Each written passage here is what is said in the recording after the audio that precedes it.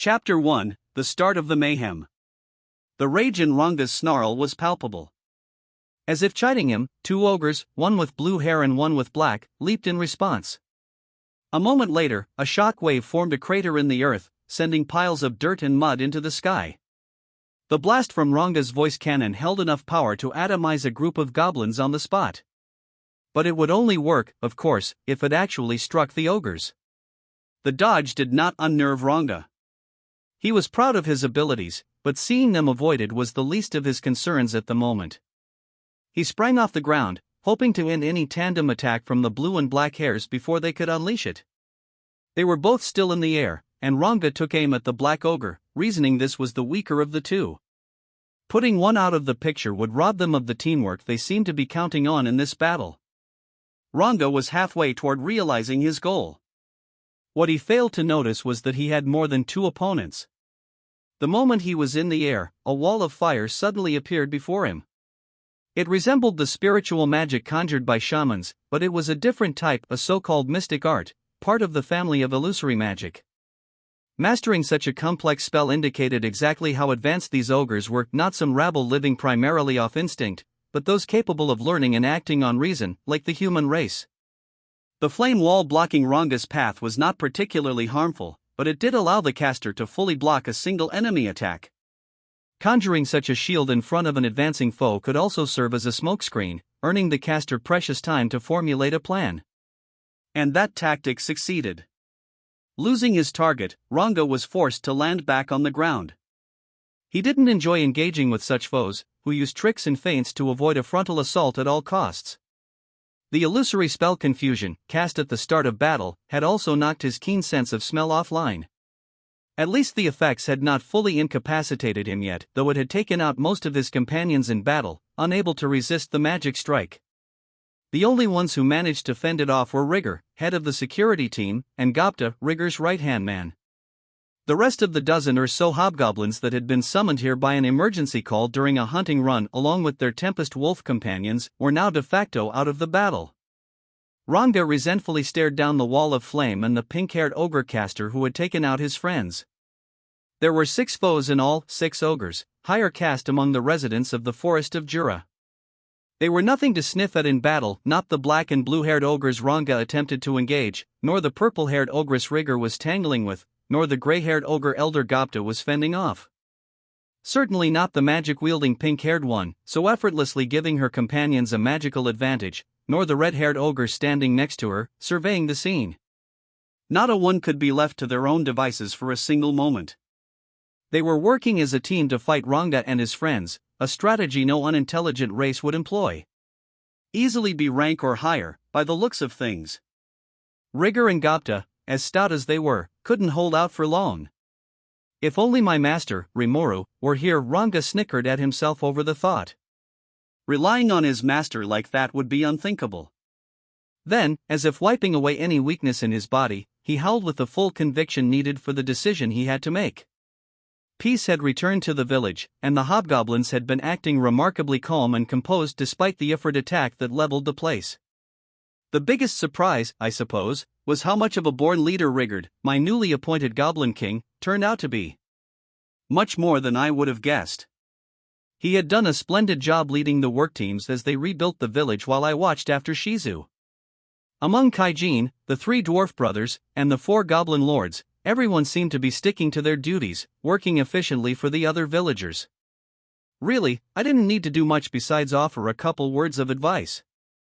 Overseeing our food supply was Rigger, whenever he wasn't busy handling security. Garm, oldest of the dwarves, was responsible for clothing, Dold, the next oldest, for making tools, and Mildo, the youngest, for home construction.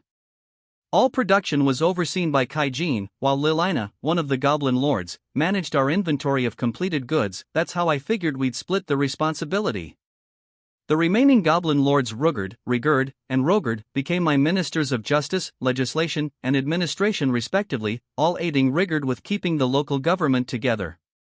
Minister of legislation sounds like a highfalutin job, but all it really involved was taking whatever I blurted out and trying to turn it into coherent law. Simple, really. These were more intelligent monsters than before, but they were still monsters. When someone stronger than them was around, they listened, mostly. So for the time being, everything was going pretty smoothly. No big problems on the road to building a new country. But I had other things on my mind anyway.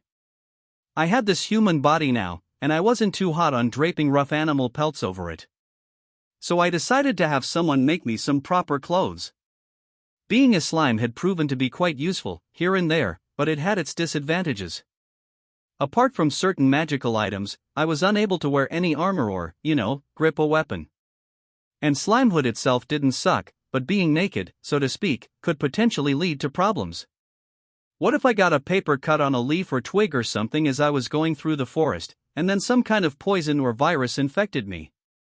It pays to be careful, and I figured some actual armor would assuage any anxiety I had about that. I had just about given up on it unless I was able to find just the right magic item, but now that I could turn into a human, the world was my oyster, and the dwarves were making all kinds of stuff from the magical ingredients they seized from monsters after a hunt. So I paid a visit to Garm, hoping to at least acquire a child's-size outfit. He was stationed at our little clothing factory, a log cabin that had come into being when I wasn't paying attention, and he was overseeing a small team of goblinas as they sewed away. Yo, Garm. I could use some clothing for myself. You sure about that, boss? How are you planning to wear it? Ha ha ha, ha ha. Ha ha ha ha. That's what you've got to say? If you think I was planning to be a slime forever, you've got another thing coming, man. Hey aha. Wah? You're growing, well, not too much actually, huh? Were you a child all along, or? Eesh, I was hoping for a little more shock and awe.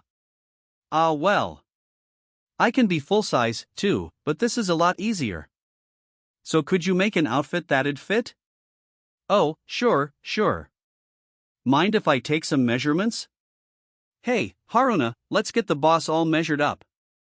I was naked, of course, but I didn't let that bother me as Haruna the goblina came up with a measuring rope.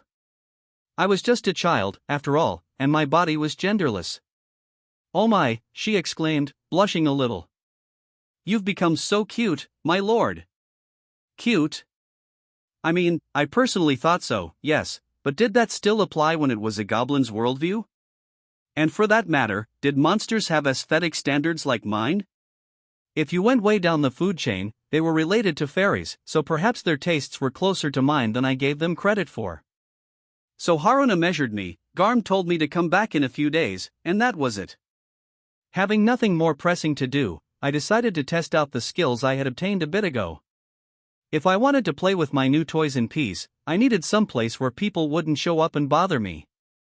I could only experiment so much inside my own tent, which prevented me from unleashing too much power.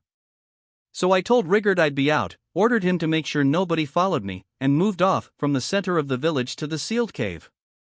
It was the place I first met Veldora, inside his vast underground space, pretty sturdily built and completely devoid of other people. Even the cave's monsters didn't dare draw near, as they were still so afraid at even the thought of Veldora. Once I arrived, I got straight to business. Consuming Shizu had earned me the unique skill Deviant and the extra skill Control Flame, both attacks that were already heavily associated with her in my memories. Beyond that, I had Ifrit's trio of moves, Replication, Flame Transform, and Ranged Barrier. I had already used Replication to check out my human form, so that seemed to work well enough. So what to try first? Might as well start with Ifrit this time. First off, Flame Transform. Oops. Turns out that doesn't work in slime form. That wasn't the first time a skill was shut away from me due to some sort of incompatibility. I was starting to wonder what the reasoning for that was. Understood. Ifrit is a spirit, a being who lives off spiritual energy. Its flame transform uses its own body as a source of magical energy to unleash its full force. It thus cannot be used while in physical form. So I can't cast it if I'm still made of flesh or whatever? Would it work if I went into Black Mist mode and gave myself a magical body, then? Let's try it out. I turned myself into Ifrit and attempted to use it. This time, it worked without problem, although my core, the thing that houses me, didn't seem to transform at all. So I needed to be magical, then, to make it work. But that didn't mean I had to turn into Ifrit himself, necessarily, right? I turned myself into a grown figure and tried flame transform once more. This time, flame extended out from the tips of my fingers and toes. That seemed to prove it.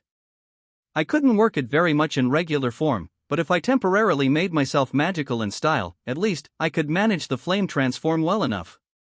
And at temperatures upward of 1200 degrees Celsius, too, just like Ifrit.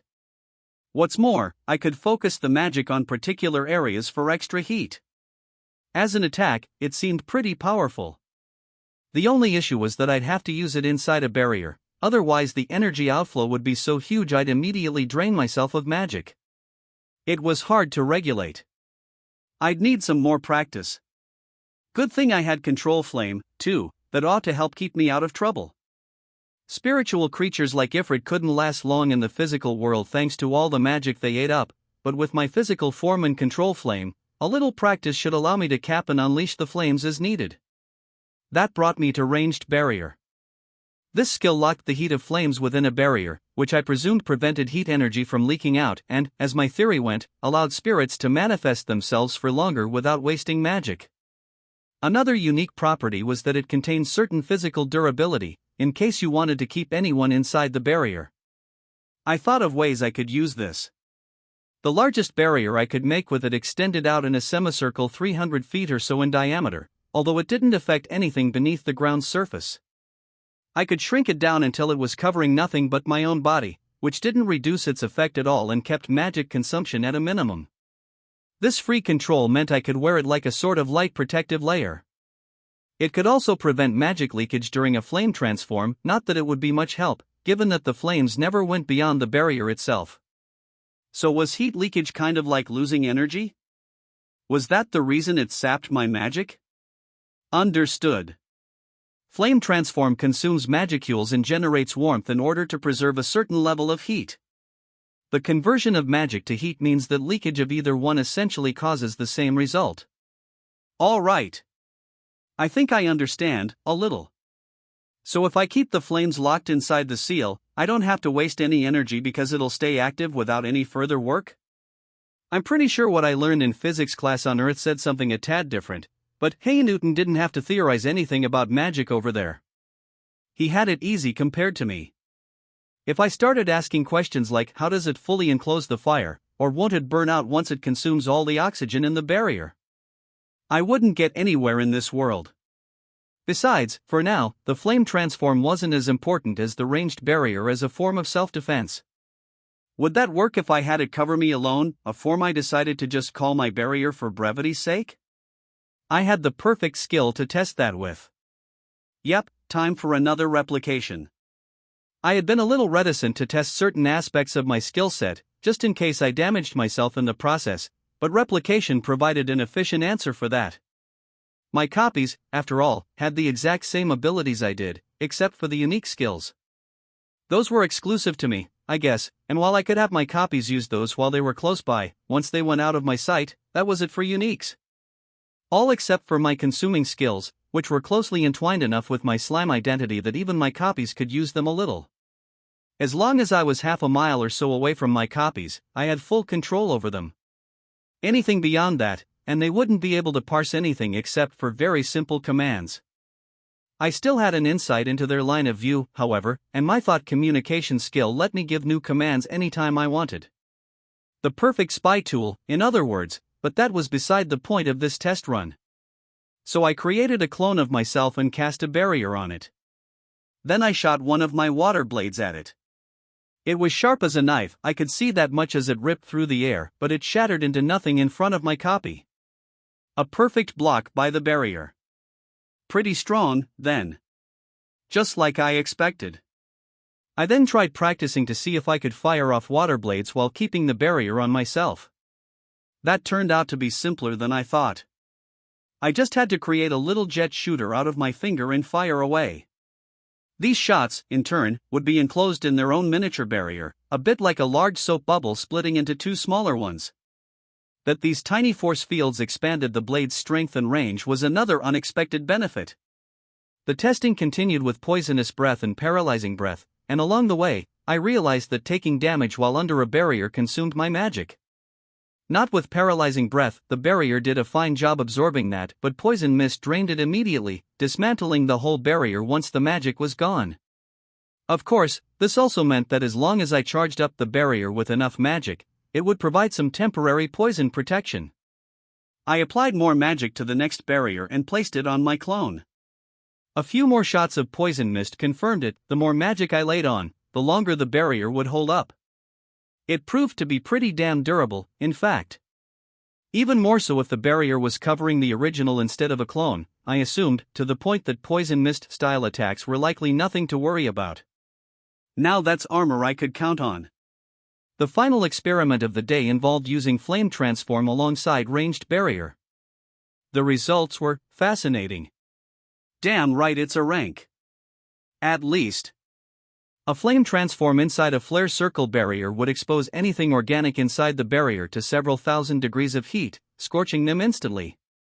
Being confined to a restricted space did wonders for the attack's strength. It cooked the very air itself, robbing it of all oxygen and searing the lungs of its victims before they knew what had happened. Any creature who breathed air would face little chance of survival.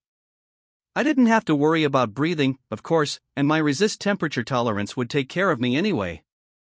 For anyone else, though, it was a death sentence. In a way, it was a relief. Without a body that just happened to be so adaptable to Ifrit's attacks, my chances of victory would have been pretty slim. Still, this was another overpowered skill, and I'd need to deliberate over it a bit more. Shizu had a cancel flame attack tolerance, perhaps a side effect of merging with Ifrit. This kept her safe from fire strikes or extremely hot environments, a bit like my resist temperature, except without the cold protection, although it offered even more insulation against heat. Cancel must have been a higher level than resist in this hierarchy, and considering resist temperature was already an upgraded tolerance, cancel flame attack must have provided a fantastic amount of protection. So all in all, the experiments bore a lot more fruit than expected. Nothing I could have learned inside my own tent, I would have torched the village immediately. Happy with the results, I returned to the village. I didn't need sleep, but replenishing my magicule stores was vital, and rest was the best way to do that. I'd had enough of being forced into sleep mode, and it was never a good idea to overdo things anyway. No need to panic. I had all the time in the world. The next day, I stopped by Garm's cabin for a fitting session. They were still stitching up my outfit, but Haruna had some mass-manufactured armor and clothing for me to try on. Oh my! It looks quite good indeed, my lord. It felt like she was playing dress-up with me somewhat, like a child and her doll, but Haruna and her co-workers seemed to love it, so I let it slide. We found an outfit in their equipment that fit perfectly, so I went with that for the time being. It was basically the same as the rest of the hobgoblins wear, but it felt surprisingly comfy. Garm must have been pretty good with his hands, after all. I said, not bad. Easy to move in, and it looks sturdy enough. Ha ha ha. Glad to hear it, boss. Just you wait until your own custom outfit's all wrapped up. I was starting to look forward to it. I had given him the skin from the boss direwolf I dispatched a while ago, so in terms of fashion and function, it ought to be first-rate. I stepped out of Garm's workshop with great anticipation, still in child form since there was no reason to abandon my new outfit just yet. I was expecting a few arched eyebrows, but everyone passing by immediately smiled and opened the road to me. They must have recognized me all the same, which I was pondering when I ran into Rigard out surveying the scene. Hey, Rigard. Things going well? Ah, Sir Rimuru. He beamed back at me, instantly making out who I was. Things could hardly be going better, and we all have you to thank for it. So you can tell who I am? I'm not in slime form. Ha ha ha. Of course, my lord. The elegance you project from every pore of your body is unmistakable. So now I was just projecting how awesome I was, whether I intended to or not. Not an aura, but just sheer class? Perhaps my naming them all had something to do with it, but regardless of the reason, I didn't care as long as people knew who I was. With that concern out of the way, I decided to stage another experimental session down at the cave, telling Rigard not to bother me unless it was an emergency. I was working with some rather potent offense again that day, and I didn't want to put anyone in danger. Yes, my lord. By the way, I imagine you have no need for food today? The question made me give Rigard a thoughtful look. Oh. Of course. Why did I forget about that? I've got this lovely new human body, and I haven't even tried eating anything yet. Actually, hold on. I think I'm going to eat with you guys starting today. Why you will, my lord? Another beaming smile, which always looked a bit threatening from hobgoblins, but it wasn't their fault. Well, we must hold a feast today to celebrate the occasion. I will instruct Lilina to prepare a sumptuous spread for us all.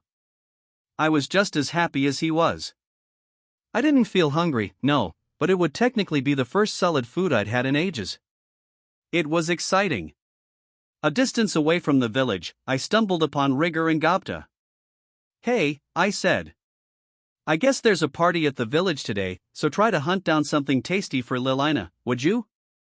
I'm capable of eating food now, so let's make this an evening to remember. Ah, Sir Rimuru! Rigor exclaimed.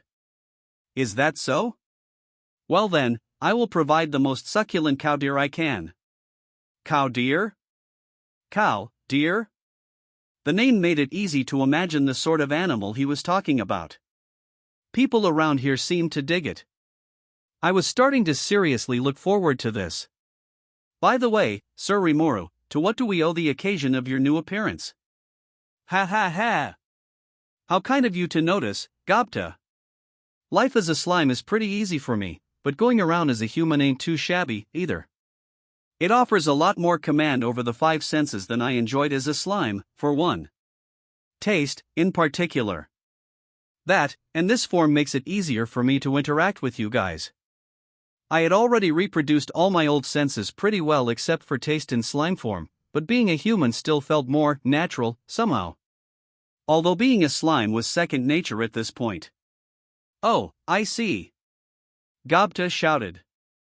I would like to interact with you, too, Sir Rimuru, but I do prefer more curves, sir. That's not what I meant by interacting, you idiot. I rewarded his observation with a reverse roundhouse kick. My body moved exactly as I instructed it, which meant my right foot struck home in the pit of his stomach. The pain caused him to pass out, and really, I couldn't think of any better medicine for such a fool. My apologies, Sir Rimuru. I assure you I will instill some discipline in Datta later. Sure. I'm not that offended. But thanks in advance for the meat. But of course. We've had a number of herds migrating from deeper within the forest, so the pickings are quite good. We won't let you down. Oh? Something up in the forest? Indeed, we occasionally see large-scale migrations of magical beasts, due to changes in habitat or other factors. I doubt it is anything serious, but we are stepping up our patrols. That struck me as odd. He was probably right, it'd be nothing, but you always need to stay a step ahead on these things. So I summoned Ranga and assigned him to sentry duty with Rigard and his team. Nothing he couldn't handle, I was sure. In a moment, Ranga stepped out from my shadow. I was capable of summoning him now, my pride forbade me from being unable to do something Datta could handle with such ease. I had been practicing on the sly for a while. You called, Sir Rimuru? I did. I want you to join Rigard's team in the forest. I doubt you'll see anything, but if you do, keep the team safe. Yes, my lord. I will make it so. His face was meek and docile, but his tail was wagging like mad, as if nothing pleased him more than being bossed around. He was back to normal size now, which still meant he was 6.5 feet tall, or thereabouts, so the wagging didn't kick up any gale force winds, at least. I was glad to see he was listening to my training. Keep a close eye out, Ranga. And if you see anything, Rigor, let me know. Ha ha ha. There is hardly a thing to worry about, Sir Rimuru. I hope you have a hearty appetite worked up. He was right. Maybe I was overthinking it. Ranga was at least a B+ in terms of strength, maybe even an A- by now. His class was on the upper end of what you saw in the forest of Jura. He'd be fine. The thought of all that roasted fantasy monster meat in my mouth was making my brain catastrophize over nothing. I'll be sure I do. I'll be in the cave, so let me know if something comes up. Then I nodded at Rigor and left. The excitement was welling within me all the way to the cave. Actual roast meat. There was no way I could expect much from Hobgoblin haute cuisine, but if all they were doing was grilling up some meat and plants and such, what could go wrong? They probably wouldn't season it with much apart from salt, but oh well. But hold on. Do they bother adding any seasoning at all? I hadn't thought about it, since I had no sense of taste. They've got to use salt, at least. Maybe I should find some rock salt and build a little supply for myself, just in case. The analysis skill provided by the Great Sage let me track down some rocks with salt content in them. Predation let me suck it in and extract the salt, and I just tossed the rest. Couldn't be easier. Though, was it really alright to use my skills for stuff like this? It has to be. What's the harm in using the tools I have? So, with the salt in hand. Oh wait, I was testing out my skills, wasn't I? I was so distracted by the upcoming feast that I lost track of my original mission. I shook the cobwebs out of my head as I headed for yesterday's underground cavern. Today, I wanted to try my hand at some control flame maneuvers. It was, as one would expect, an extra skill to control flame. You could build up your body's temperature and the ambient heat in the palm of your hand, focus it on a single fingertip, or just whip up a campfire on the ground wherever you liked, no actual wood or kindling required. That, however, was it. Hence, why it's an extra skill. Nothing that powerful. I couldn't, set my finger on fire or shoot flames from my palms. I thought I could maybe release the heat from my fingertip like a sci-fi laser rifle, but I was sorely disappointed. And forget about triggering explosions like Shizu did with ease. She was probably fusing this with some of her own magic to do that. Hang on. Fusing with magic. Suddenly, the flame transform I had worked on the day before came to mind. Back there, I had changed my form into a grown adult and infused my own body with that skill, but as I'd thought about it overnight, I realized I could try working flame transform on my internal magic stores instead. For spirit beings, flame transform turned their body into energy waves, but I figured there was no rule that said I had to use it that way. For example, what if I released some magic and worked flame transform on that? And if I could then take the results over with control flame? Received. It is possible to combine the mimic aspect of your predator unique skill, flame transform, the extra skill control flame, and the unique skill deviant. Execute?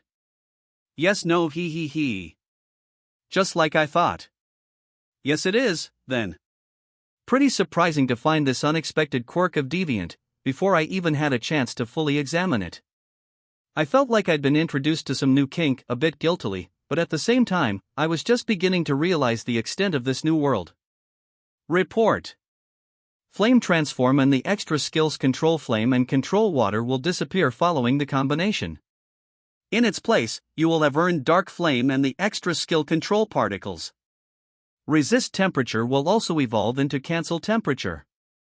This will eliminate the extra skill cancel flame attack. I gave the order, and the sage did the rest. The results let me earn a new skill far more easily than I would have guessed. Losing control water along the way was a regret, but I figured it was because I could do the same thing with control particles well enough. Time to try 'em out. Dark flame was a skill that let me release flames from my body whenever I focused my internal magic force. I created a field of magic, transformed it into flame, then launched it away, thus creating fire from thin air. I could also adjust the temperature based on how much magic I used. If I wanted to grab someone's head and immediately encase it in flames, it'd be possible, albeit a tad toasty. If I wanted to focus the flames on my palm and shoot them off, no problem. Basically, I pictured it as gathering a bunch of magicules in a single place, setting them on fire, then releasing, somewhat like how my water blades worked. I fired a shot of this at a nearby boulder. It immediately burst into flames, and judging by how the surface was literally melting, it had to be pushing 1,500 degrees again, about the same as with Flame Transform. What a weapon I've stumbled upon! I could probably get it even hotter, depending on how much magic I crammed into it, and if I worked it on a larger scale, maybe I could trigger an even larger explosion. Better practice that. Never know when I might need it. Now I could work these flames however I wanted without thinking too deeply about it, and I suppose I had control particles to thank for that. Working the magicules around me allowed me to control the paths of other molecules in the air, creating heat from the resulting friction. Since I was controlling magic to move these particles around, I could boost the temperature simply by using a little more force. It had come all too easily, but control particles was a fearsome tool to add to my arsenal. The great sage attempted to explain the ability over the course of several minutes, using all kinds of unfamiliar jargon and logic, but I cut it off. It was indecipherable, a total waste of time. I figured it would handle the details for me anyway. More interesting was that now I could apparently control the very air molecules around me. My understanding of dark flame was that it transformed magicules into flame to create searing temperatures, but if I could make any sort of molecules rub against one another for similar effects, could I use that to create electricity, perhaps? Like, say, what if I linked dark lightning up with control particles? Received. It is possible to link dark lightning with the extra skill control particles. Execute? Yes, no, looks like I was right. Yes, I thought to myself, and with that, the skill Dark Thunder was mine. This, by and large, gave me access to dark lightning type skills without the need to transform my body into a Twilight Starwolf, as well as adjust its strength to some extent. The wolves could use the dual horns on their heads to fine-tune the intensity and range of their attacks, but Dark Thunder eliminated the need for all that. I tried summoning some electricity between my thumb and pointer. An arc of bluish-white energy danced between them. Just like with dark lightning, I could freely control its size and force with the amount of supernatural energy and magicules I used, from a light, paralyzing jolt to a vaporizing thunderclap. Honestly, this control particle stuff was getting a little godlike. It was nothing all that exciting by itself, but when paired with other skills, it turned into a juggernaut. Although, really, it was my sage unique skill that was creating all this, alongside the deviant skill that Shizu left for me.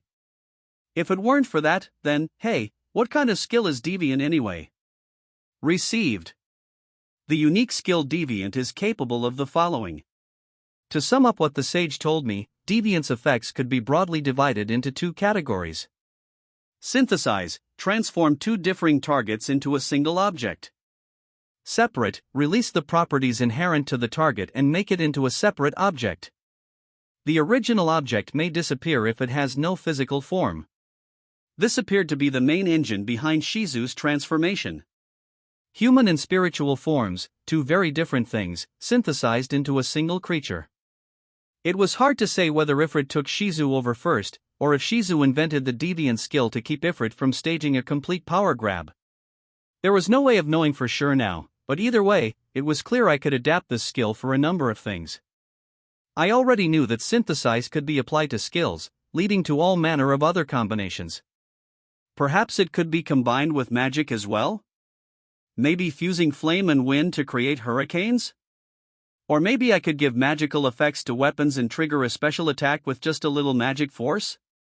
To give you my honest opinion, this deviant skill was a scarily good fit with my own skill set. As a slime, I wasn't capable of nervous sweating, but I might as well have been. A few quick experiments had already given me control particles and dark flame, and I now also had full control over electrical attacks. There were tons of monsters left for me to predate and glean new skills from, and I planned to do that as much as I could. And for that matter, could I use the separate function to see skills from my enemies? Received. It depends on the specific scenario. However, erasing or separating skills etched into the target soul is not possible. So it couldn't do everything. But it'd work sometimes? I'd need to figure out exactly what was available to separate from my target first. But really, synthesize was the biggest prize with deviant. I was planning to take a lot of skills from a lot of monsters going forward, and seeing what kind of things I could create from them was already getting me excited. I suppose it was all thanks to the great sage, but either way, Predator and Deviant made for a potent duo.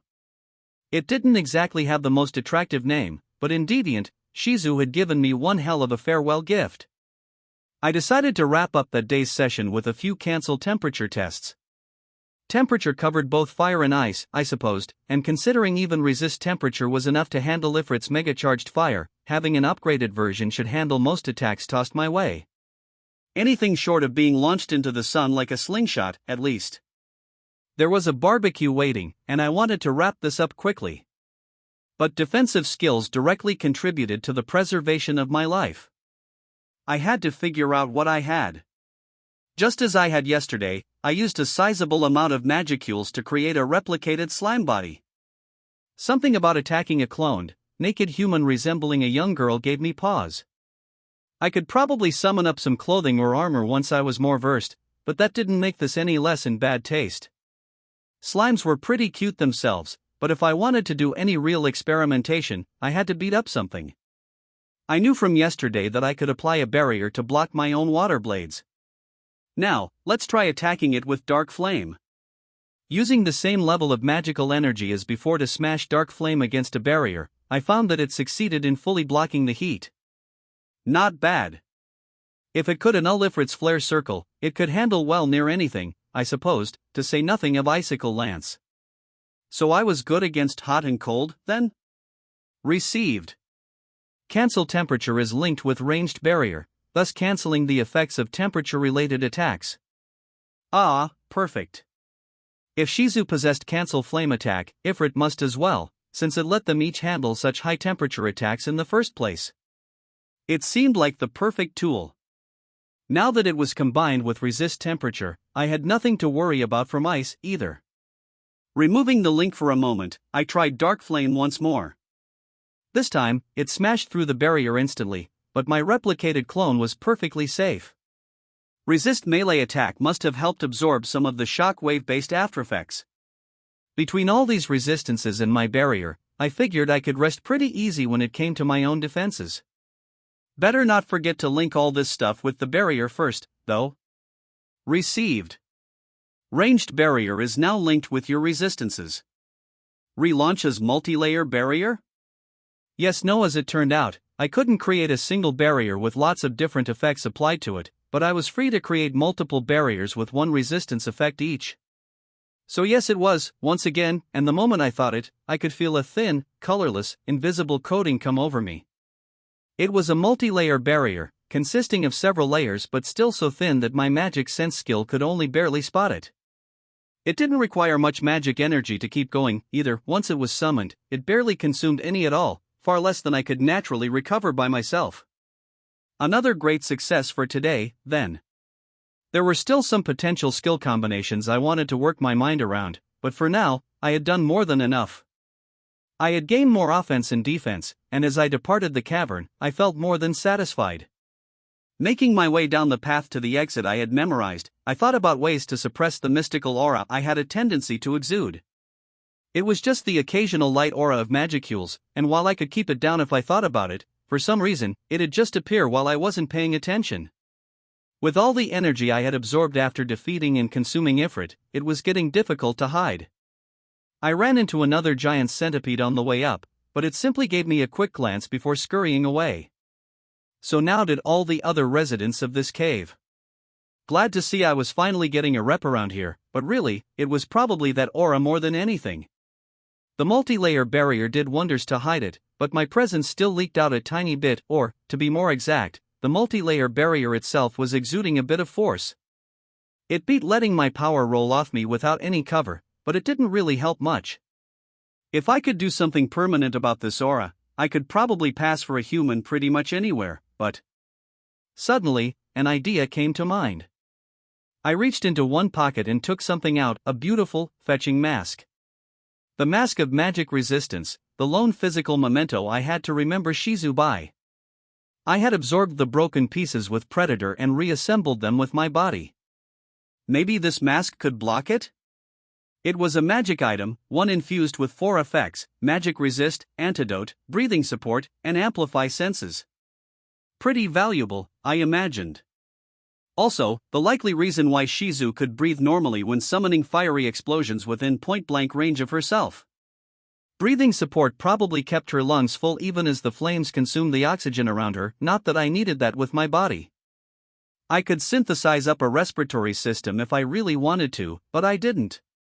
Maybe this mask could convince people that I was breathing, though. It wasn't useful now, but it could be depending on the kind of people I ran into. The other effects antidote and amplify senses seemed a lot more useful to your average adventurer, if not to me.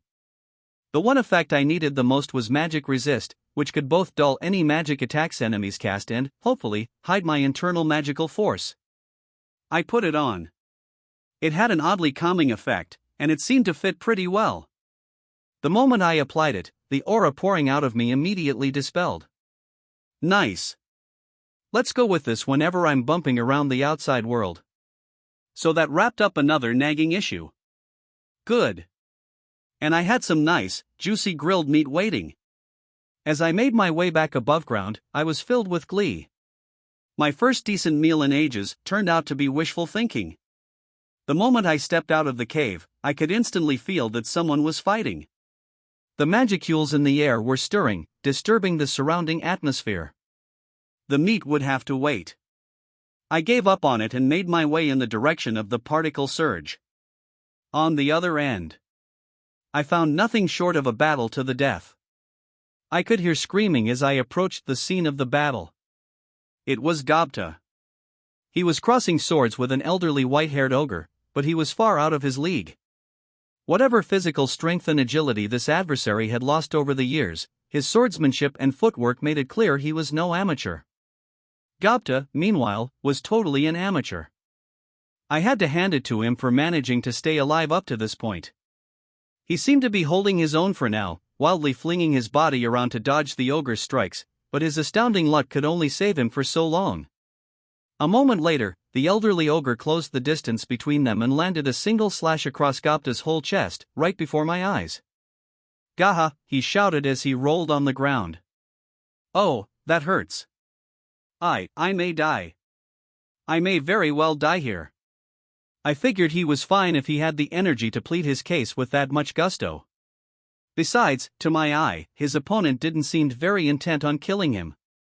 Noticing my presence, the wizened ogre abandoned the fight, confident enough that Datta was no longer a threat. "Calm down, you. The wound is a shallow one. Sir Rimuru. Are you here because you were concerned about me, my lord?" "Yes," I said, "and I'm glad you're in good shape. Don't need a recovery potion or anything, I see." "Whoa, please?" I apologize if I didn't make that clear enough." Yeah, he was fine. His wild instincts must have propelled him to the ground, preventing him from being any more seriously injured. So I tossed him a bit of potion, more to shut him up than anything. One flask was plenty. The old ogre didn't move while I administered treatment, it seemed like he was observing me instead. It was a little unnerving. The area around us was littered with fallen hobgoblin warriors and tempest wolves. None appeared to be dead, but knocking them all out without dealing any grievous wounds would have taken some serious talent. A magical strike, perhaps. Farther off, I spotted a purple-haired ogress fighting with rigor. This, too, was sadly one-sided. The ogress, wielding an iron mace that was little more than an enormous hunk of metal, was apparently blessed with superhuman strength. Rigor's sword was starting to bend against it, and his wooden shield was long since battered to splinters. It wouldn't be long before he was out of the picture, too. Ranga, noticing me, sprang to my side. "Sir Rimuru," he said, "my deepest apologies. I was here, and yet, look at this disaster." I stopped him mid-sentence. This wasn't Ranga's fault, they just had the misfortune of running into the wrong adversary. These were ogres, one of the highest level races in the forest of Jura, and no hobgoblin could hope to last too long against them. "Hold your weapons," I softly ordered Rigor and the other stragglers. He instantly did so upon hearing my command. The ogress, instead of striking any further blows, gave me a thoughtful look. She was large-framed, muscular, but still in proportion. Her chest was formed enough to make her identifiable as female, and to my surprise, she looked quite a bit more noble than I expected. I ordered Ranga to take the exhausted Rigor away. The ogres, while still wary of me, made no move to stop him. As Sir Rimuru, I cannot express my sorrow. Rigor, covered in scratches from head to toe, could barely form a single word or two between breaths. Against the purple-haired ogre, he had little chance of victory. His skills maybe hovered around B rank on a good day. Don't worry, I said as I gave him a potion. None of his injuries were serious, so his recovery wouldn't take long. Just get rested and leave this to me. Ranga, what happened to all these fallen fighters? Ah, that, according to him, magic had felled them all. It was some sort of sleeping spell, and none had managed to resist it in time. Good thing it wasn't a confusion type, at least. That could have been murder. Magic, though. Talk about drawing the short straw. I took a moment to calmly assess the situation. There were 6 of them, and they were a rather odd group, one that totally contradicted my conventional wisdom of the ogre race. They were fully clothed, and dressed well, if simply. I was expecting tiger skin loincloths and little else, but I was wrong. They were big, as I'd pictured, and each one was well built, but their full wardrobe was a surprise. If they were this well dressed, and wielded magic to boot, they had to be highly intelligent. Perhaps more dangerous than an equivalent party of human adventurers, even. If you took 2 races of equal physical strength, the presence or lack of intelligence could make a huge difference in danger level. That went double for such a high-level race. These monsters were B rank or higher as it was. If they were further armed and working together, they could have even hunted down Ranga. The ogre's weapons made me curious, too. That they had weapons wasn't unusual. If even goblins could buy them from dwarves, pretty much anything with a pulse could. But there was a difference between simple clubs and full-on swords. Eastern-style ones, too, very different from the dwarven Western types that worked more like bludgeons. The elderly ogre who felled Datta wielded a sword that could only be described as a Japanese-style katana. And judging by how he handled it, he was a seasoned swordsman. That, combined with his ogre strength and magic, made this group potentially lethal. That magic was apparently provided by the pink-haired ogress off to the side, dressed in a remarkably elaborate outfit. She had a sweet but extremely resolute face, and the way she carried herself suggested she was a noble among her race, perhaps some sort of demon princess. The most dangerous of all, though, was undoubtedly the red-haired ogre. What sort of evil monster is this? The pink-haired one shouted as I gauged them all. Stay on your guard, everyone. Her expression appeared to be honest fear now, and with her eyes fixed on mine, she must have been referring to me. Whoa, wait a sec. You think I'm evil? Oh, attempting to play dumb, is it? The pink-haired ogress countered. No good-hearted human would ever have control over such a heinous horde of monsters. You appear to be hiding your magical aura from us, but you are fooling no one. Did you think you could deceive us? You cannot pull the wool over our princess's eyes. Reveal your true self, now, the black-haired ogre bellowed. How nice for the mastermind to appear before us at such an early stage, continued the elderly one. With their sparse numbers, we have every hope of victory. They didn't sound too interested in listening to me, then. I did my best to plead my case, claiming this was all a misunderstanding, but to no avail. They insisted I was a sinister presence, and that was that. And so? Enough of this, the red-haired ogre snarled. If you insist on making such flimsy excuses, we have ways of making you reveal the truth. We know you are with the evil pigs who dared attack our allies. This made no sense. But a battle now seemed unavoidable. I could have easily fled, but there were still sleeping hobgoblins and tempest wolves all around me. I wasn't heartless enough to leave them vulnerable. Sir Rimuru, Ranga asked, what will we do? Even a freshly healed Rigor and Datta wouldn't help us much. Ranga and I were the only really useful fighters. So I decided to point him at the magician. I want you to take on the pink-haired ogress over there. I think there's something else going on here, so I want to get through to them. Meaning, don't kill anyone, all right? I don't want any more magic tossed around, so just run a little interference for me. I can defeat the rest. But, Sir Rimuru, you against 5 ogres. Don't sweat it. Like, I couldn't possibly lose. The ogres within earshot stirred angrily. I didn't care. Yes, my lord. Following my orders, Ranga zoomed into action. The ogres immediately fanned out in formation. I took a moment to figure out how I was going to handle this. I wasn't lying before, I really didn't think I could lose. Based on my experimentation over the past 2 days, I knew I had gotten more than a fair bit stronger. Ifrit was well past a rank, apparently, and since he was part of me now, I had to be a level.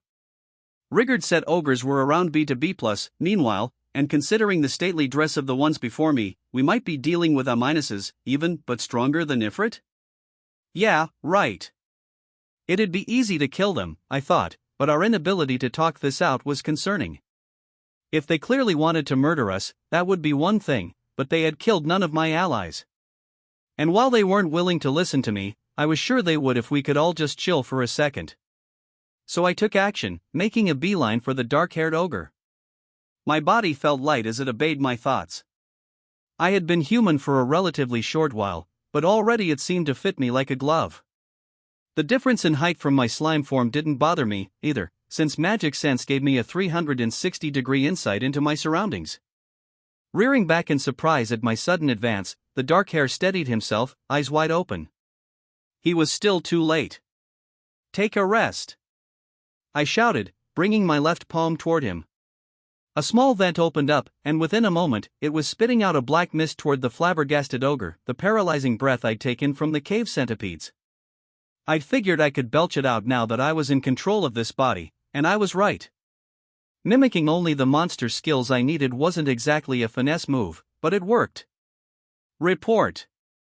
Mimicry of the unique skill Predator, combined with the synthesis and separation skills of the unique skill Deviant, has earned you the extra skill Universal Shapeshift. Not only did it work, it bore unexpected fruit. I had wondered, with my deviant skill synthesis and separation traits, could I just recreate whatever unique aspect of a monster's abilities I happened to need at the time and nothing else? Despite testing it out on the field for the first time, it went pretty darn well, I think. Now I could transform smoothly, without a lot of effort on my part, and I could even select the part of the monster I wanted, for that matter, busting out traits from multiple monsters at once. Using a dire wolf or a black snake as a base would make me look like some weirdo chimera, but I was free to use my human form instead, apparently. The most notable trait of this skill, I could control all my abilities at once without much limit. In other words, I had even more freedom with my attacks than before. The black-haired ogre shuddered, mist covering his entire body. He fell to the ground, still bolt upright and unable to move. Facing the brunt of my B+ level black centipede transformation was enough to stop even him in his tracks. But the ogres weren't your run-of-the-mill foes. The moment I felled the black-haired one like a mighty tree, 2 others lunged at me. In a moment, the purple-haired ogress was upon me, cannonball-like mace swinging in the air. The blue-haired one was lurking behind her shadow, ready to land a surprise attack when I wasn't paying attention. It was a well-practiced example of teamwork, but with magic sense, I could see it coming a mile away. Veldora had told me no one would ever sneak up on me again, and he was right. The noble-faced ogress sneered, eyes like 2 long slits. I waited for the moment she raised her mace high, then pointed my left hand at her and unleashed a spinning flurry of sticky steel thread. The flexible strands, strong enough to even keep Ifrit restrained, had been synthesized with Deviant to grow even more durable. They now cocooned the ogress, and she couldn't escape, no matter how she struggled. All that training really did pay off. As I sung my own praises in my mind, a sword shot at me from a blind spot below. The blue-haired swordsman had aimed straight for my heart. But I didn't panic. Magic sense had told me he was there, so I was just thinking about how I'd handle him. I decided to use my right arm as a shield to deflect the straight sword. After the dull thunk of steel striking against something solid, the sword broke neatly in 2. The ogre's eyes widened in surprise as I landed my follow-up, a straight jab from a scaly right arm. I had deployed body armor, the scale defense from the lizards in the cave up and down my hand and forearm, and it made short work of the blue hair's chestplate. It shattered, ensuring I had defanged him without hurting myself a single bit along the way. I didn't really need body armor here. Resist melee attack linked with multi-layer barrier was enough to annul any potential damage to my arm, but hey, just in case, you know? That meant 3 ogres were out of the picture. That left the pink-haired ogress Ranga was tangling with, the haughty-looking red-haired one, and the elder ogre, still standing there engaging my every move. Do you see how strong I am now? Are you willing to hear me out a little? Silence. Now I am more convinced than ever you lie at the very root of this calamity. It was your cohorts who led those fetid pigs to destroy our home, was it not? A simple horde of orcs would never be enough to defeat us normally. It was you. The Magicborn who doomed us. The Magicborn who what? This was getting to be one serious misunderstanding. And when that red-haired ogre said pigs, was he talking about orcs? Rigger and his crew had suggested there was some kind of struggle going on over forest territory. Wait, you've got the wrong. I attempted to state my case, only to be stopped by a premonition behind me. I turned around, the elder wasn't there. Was the other one lecturing me just to divert my attention? In a panic, I turned, blocking a strike from behind with my right hand. It was a shock, someone evading magic sense to get so close undetected. Thankfully, the unique Great Sage skill sped up my thought processes to 1,000 times faster than normal. The elder unsheathed his blade in a flash, and I was just barely in time. But something about my arm felt unusual. My skill set kept me from experiencing pain, but oops, he had lopped the thing right off. This old guy's skills were incredible. Even with multi-layer barrier and body armor in place, it was like he could cut through paper. MH. I must be growing senile. I was sure I had decapitated you there, senile, my ass. His physical skills were no match for his companions, but his speed was ridiculous. He was lethal.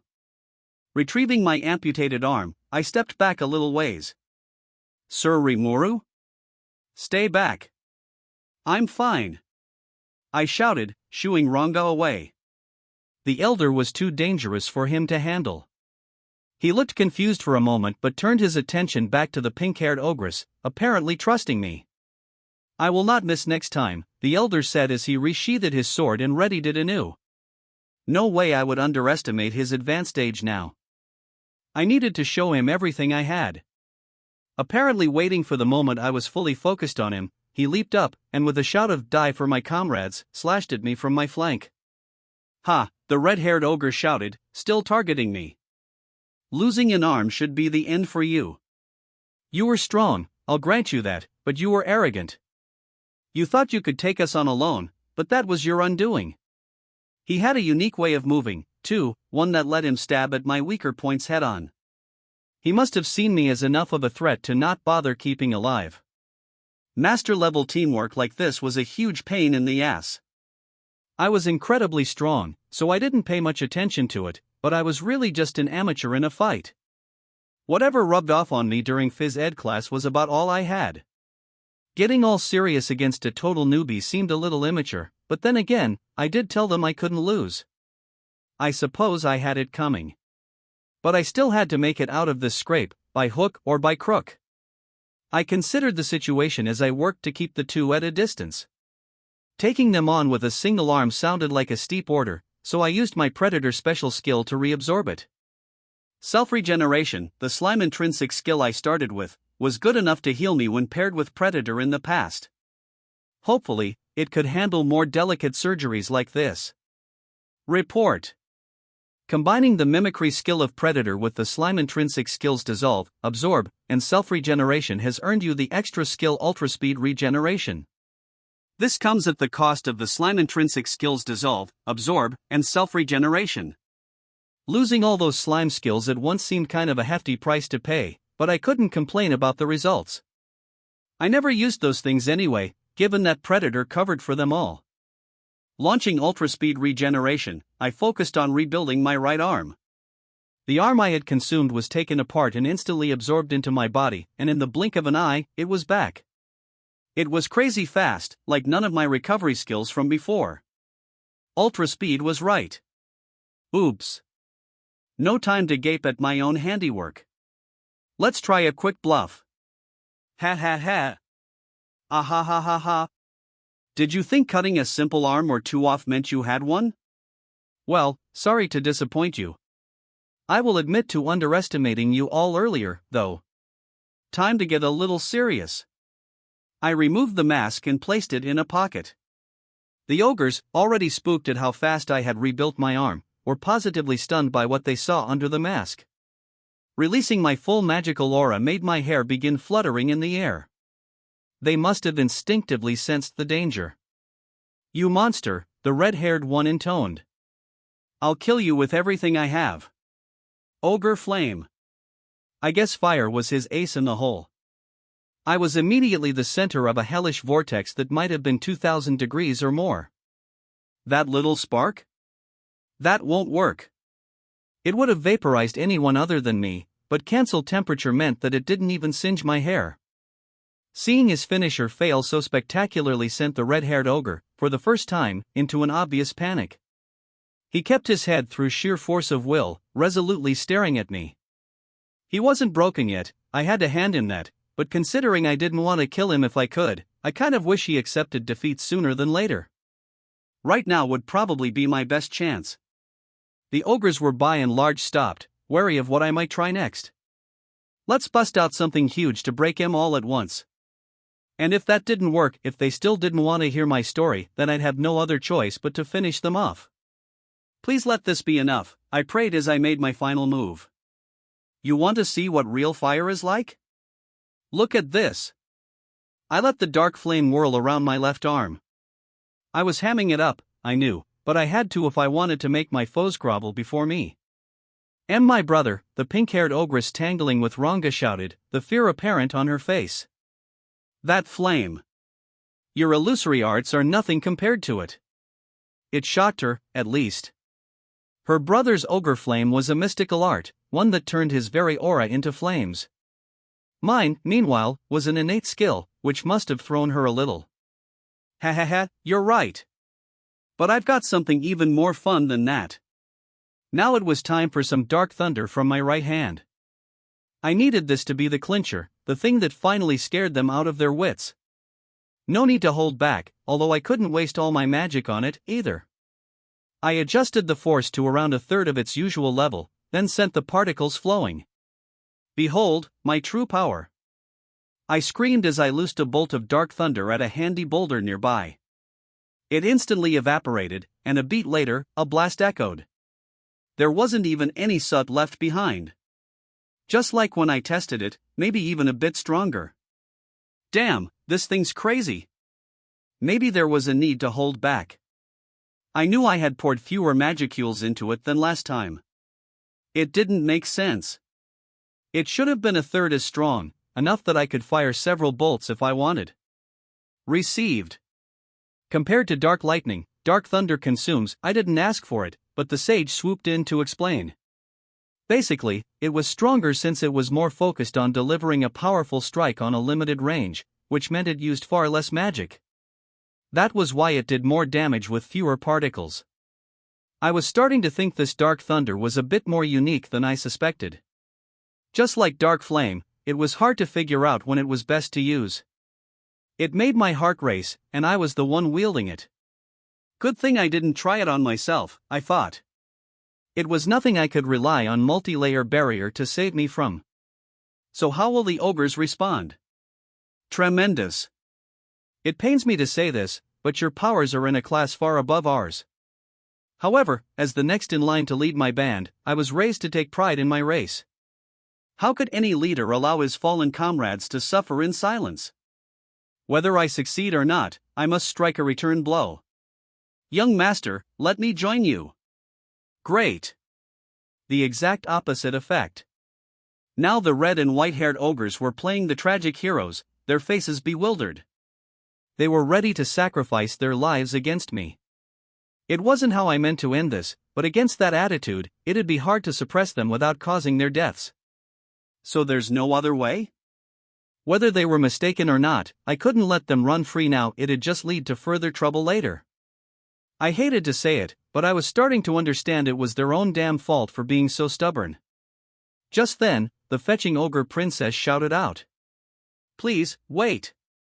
The pink-haired ogress stood before her red-haired brother, arms open wide to stop him in his tracks. My brother, you must think calmly about this. Such an all-powerful magic born using low-minded tricks to send the pigs to our homeland? It is absurd, for he himself is strong enough to lay waste to all of us single-handedly. He is unique, to be certain, but I am no longer sure he is with the horde that attacked us. What? The flustered redhead looked at me. But, perhaps, guys, I keep telling you, you've got me all wrong. Are you finally ready to listen? Steam was billowing from the spot where the vaporized boulder used to be. It was more than enough to back up the ogre princess's argument. The redhead glanced at her, then me again, finally falling to an E. My apologies. Perhaps I was driven into having the wrong idea about you. I hope you will accept my deepest regrets. So he finally admitted he was maybe wrong about this. I appreciated the thought. It came as a relief. Well, no point talking here. How about we go back to the village?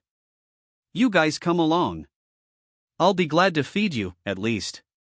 And so the conflict that started for reasons unbeknownst came to a peaceful conclusion.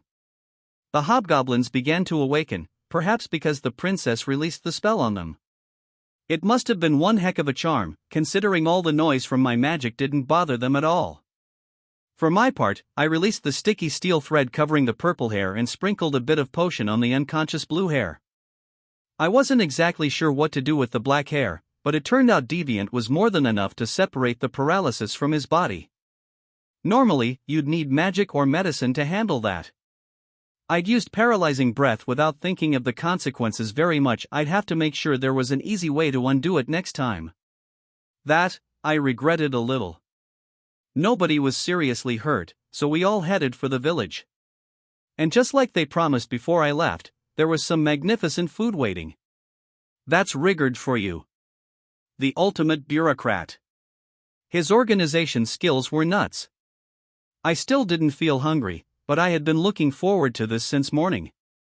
It had been a physically active day, and between that and the test of my taste sense coming up, I was champing at the bit. And here it came. That first forkful of meat. It's so good. I thought I might cry. The flavoring was a worry for me earlier, but they had taken the juice from assorted types of fruit to make a sauce. The promotion to hobgoblin status must have upgraded their palates, too, and they were now experimenting with all sorts of new recipes. This magical beast was cow deer, right? Well cooked, it was tasty enough even without any extra spices or such, but adding some fruit to the mix provided a very different and very engaging sensation to my taste buds. It did wonders to mask the gamey flavor and tie a neat little bow over the whole package. That was how Lilina, the goblin lord overseeing our food stocks, and Haruna, the proud cook, explained it. I followed their suggestions as I cleaned my plate, taking in the experience I'd missed. Speaking of which, they were pretty ecstatic when I gave them the salt I had collected. They knew what it was, I guess, but had given up on securing any because it was too expensive. I suppose, to a goblin race mainly preoccupied with survival up to now, seeking out new flavorings wasn't too high a priority. They got the requisite salt in their diet from the flesh and blood of their prey, and beyond that, they didn't think deeply about it. I advised them not to go overboard with their salt intake, just in case. Not that I was sure monsters could suffer from high blood pressure in the first place. The pink-haired ogre made a surprising contribution, too. She knew a great deal about herbs and aromatics and the like, and she brought in a few wild grasses we could use to hide the meat's more unpleasant odors. I hope this will atone for our rudeness a little, she said as she helped collect the ingredients. She was a high-level creature, and she worked briskly, putting the freshly evolved hobgoblins to shame. The other ogress, the one with purple hair, was just eating along with the others, though. Perhaps female ogres weren't necessarily banished to the kitchen in their society. If it was this delicious, I wasn't going to care about genders. It wasn't long before Pinkhair was getting along swimmingly with the rest of the goblinas in the village. They'd try to learn as much as they could from her, I was sure. It was nice to have another positive influence around town. All's well that ends well, I suppose. The roast meat feast I was so looking forward to went off without a hitch, and our new companions were all too happy to join us as we drank through the evening.